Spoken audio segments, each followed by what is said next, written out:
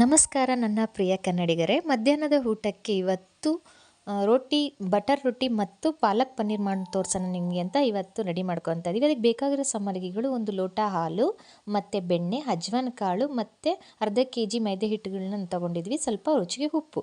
First ಮೊದಲ ಬಾರಿಗೆ ನಾವು ಅದನ್ನು ಗ್ಯಾಸ್ ಸ್ಟವ್ ಮೇಲೆ ಸ್ವಲ್ಪ ಬಾಣಲಿ ಇಟ್ಕೊಂಡು ಅದನ್ನು ಬೆಣ್ಣೆನ ಚೆನ್ನಾಗಿ ಕರಗಿಸಿ ಇಟ್ಕೊಂಡಿರಬೇಕು. ಒಂದು ಬೇಸನ್ನಲ್ಲಿ ಮೈದೆ ಹಿಟ್ಟು ಮತ್ತು ಸ್ವಲ್ಪ ಉಪ್ಪು, ಅಜ್ವಾನ ಕಾಳು ಮತ್ತು ಹಾಲು ಹಾಕಿ ಚೆನ್ನಾಗಿ ಕಲಿಸಿಬೇಕು. ಲಾಸ್ಟಿಗೆ ಆ ಬೆಣ್ಣೆ ಕರೆಸಿಟ್ಕೊಂಡಿದ್ವಲ್ಲ ಅದನ್ನು ಹಾಕಬೇಕು.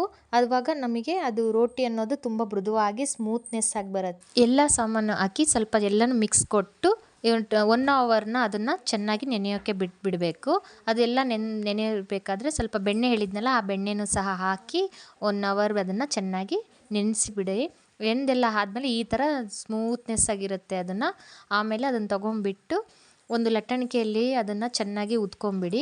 ಉದ್ಕೊಂಡು ಸ್ವಲ್ಪ ಉದ್ದಬೇಕು, ಮೀಡಿಯಮ್ ಸೈಜಷ್ಟು ಉದ್ಬಿಟ್ಟು ಅದಕ್ಕೆ ಬಟರ್ನ ಅಪ್ಲೈ ಮಾಡ್ಕೋಬೇಕು. ಬಟರ್ ಅಪ್ಲೈ ಮಾಡ್ಕೊಂಡು ಅದನ್ನು 4 ಫೋಲ್ಡಿಂಗ್ಸ್ ಮಾಡಬೇಕು. ಮಾಡಿದರೆ ಆವಾಗ ಏನಾಗುತ್ತೆ ಅಂದರೆ ತುಂಬ ಸ್ಮೂತ್ನೆಸ್ ಆಗಿ ಮತ್ತು ತುಂಬ ಮೃದುವಾಗಿರುತ್ತೆ. ಆವಾಗ ಎಲ್ಲರೂ ಸಹ ತಿನ್ಬೋದು. ಅಯ್ಯೋ ಇದು ನನಗೆ ಬಾಯಿಗೆ ಬರುತ್ತೆ, ಇಲ್ಲ ಜಿಗಿ ಬರುತ್ತೆ ಆ ಥರ ಯಾವುದೂ ಇರಲ್ಲ. ತುಂಬ ಚೆನ್ನಾಗಿರುತ್ತೆ. ನಾವು ಹೇಳಿರೋಂಥ ಮೆಥಡ್ ವೈಸಲ್ಲಿ ಮಾಡಿದ್ವಿ ಅಂದರೆ ರೋಟಿ ತುಂಬ ಸೂಪರ್ವಾಗಿ ಬರುತ್ತೆ. ಒಮ್ಮೆ ಟ್ರೈ ಮಾಡಿ ನೋಡಿ, ನೀವೇ ಹೇಳ್ತೀರಾ ತುಂಬ ಚೆನ್ನಾಗಿತ್ತು ಅಂತ. ಯಾವಾಗ ಚೆನ್ನಾಗಾಗುತ್ತೆ ನನಗೆ ಕಮೆಂಟ್ ಮಾಡಿ. ನಾವು ಒಮ್ಮೆ ಹೇಳ್ತಿದ್ದಾರೆ ನೋಡಿ, ಕಮೆಂಟ್ ಮಾಡಿರಿ ಅಂತ ಹೇಳಂತ. ಆಮೇಲೆ ಅದು ಲಟ್ಟಿಸ್ಕೊಂಡು ಅದಾದಮೇಲೆ ಕೊತ್ತಂಬರಿನ ಅದನ್ನು ಹಾಕಬೇಕು. ಅದು ಇದು ಡೆಕೋರೇಷನಿಗೂ ಸಹ ತುಂಬ ಚೆನ್ನಾಗಿ ಕಾಣುತ್ತೆ ಮತ್ತು ತುಂಬಾ ಚೆನ್ನಾಗಿರುತ್ತೆ ಅದು. ಆಮೇಲೆ ತವದ ಮೇಲೆ ಅದನ್ನು ಹಾಕಿ 2 ಸೈಡನ್ನು ಬಟರ್ನ ಅಪ್ಲೈ ಮಾಡಿಕೊಂಡು ಚೆನ್ನಾಗಿ ಬೇಯಿಸ್ಕೊಳ್ಳಿ. ಆಮೇಲೆ ಇನ್ನು ಬಟರ್ ರೋಟಿ ರೆಡಿ ಆಯಿತು. ಅದ್ರ ಜೊತೆಗೆ ಪಾಲಕ್ ಪನ್ನೀರ್ ಮಾಡಿ ತೋರಿಸೋಣ ಅಂತ ನೋಡ್ತಾ ಇದ್ದೀನಿ. ಅದಕ್ಕೆ ಬೇಕಾಗಿರೋ ಸಾಮಗ್ರಿಗಳು ನಿಮಗೆ ಈ ಸ್ಕ್ರೀನ್ ಮೇಲೆ ಕಾಣ್ತಾ ಇದೆ ಅಲ್ವಾ.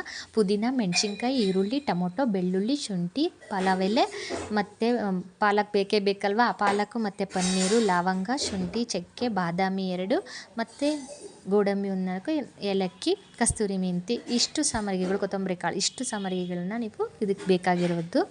ಇದು ಫಸ್ಟು ಇವೆಲ್ಲ ಐಟಮ್ಗಳನ್ನ ನೀವು ರೆಡಿಯಾಗಿ ಇಟ್ಕೊಂಡ್ಬಿಟ್ಟಿದ್ರೆ ಮಾಡೋಕ್ಕೆ ಪಟಾಫಟ್ ಆಗುತ್ತೆ. ಒಂದು ಸಣ್ಣದು ಪಾತ್ರೆ ಅಥವಾ ಕುಕ್ಕರಲ್ಲಿ ಯಾವುದಾದ್ರು ತೊಗೊಳ್ಳಿ. ಅದು ವಿಶಿಲೇನು ಹೊಡ್ಸೋಂಗಿಲ್ಲ. ಇದನ್ನು ಚೆನ್ನಾಗಿ ತೊಳೆದಿಟ್ಕೊಂಡಿರೋ ಪಾಲಕ್ಕಿಗೆ ಮೆಣಸಿನ್ಕಾಯಿ, ನಿಮಗೆ ಖಾರ ತಕ್ಕನಂಗೆ ಮೆಣಸಿನ್ಕಾಯಿನ ಸ್ವಲ್ಪ ನೀರು ಹಾಕಿ ಬೇಯೋಕ್ಕೆ ಬಿಡಿ. ಸ್ವಲ್ಪ ಬೆಂದರೆ ಸಾಕೋದು.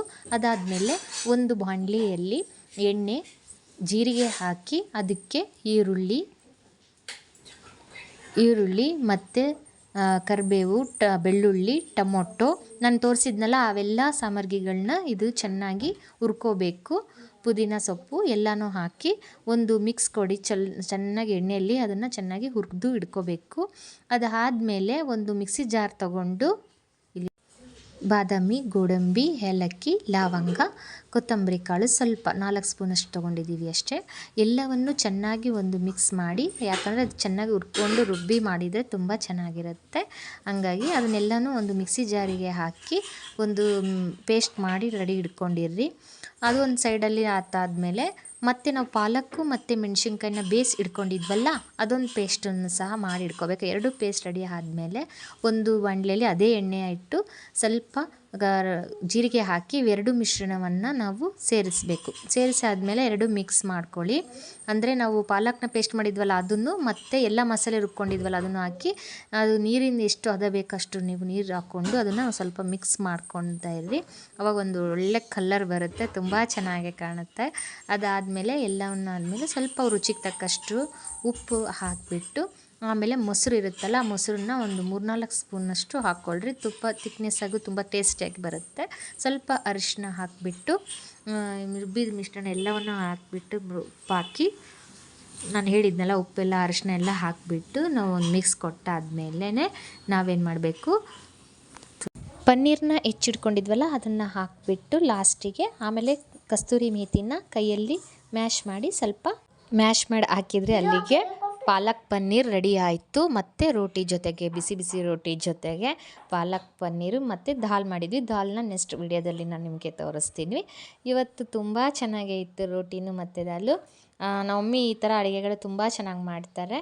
ಹಾಗಾಗಿ ವಿಡಿಯೋ ಮಾಡೋಕ್ಕಾಗ್ತಾಯಿಲ್ಲ, ಮಾಡ್ತೀವಿ. ಎಲ್ಲರಿಗೂ ಶುಭವಾಗಲಿ. ಧನ್ಯವಾದಗಳು.